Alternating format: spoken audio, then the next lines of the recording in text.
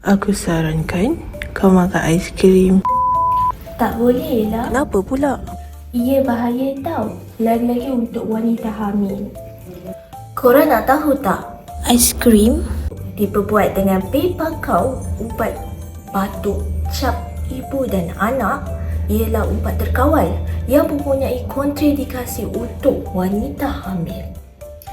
Ingatan untuk semua pengendali makanan di luar sana, di bawah Seksyen 13B-2 Akta Makanan 1983 tidak membenarkan penyediaan penjualan apa-apa makanan yang diadukkan.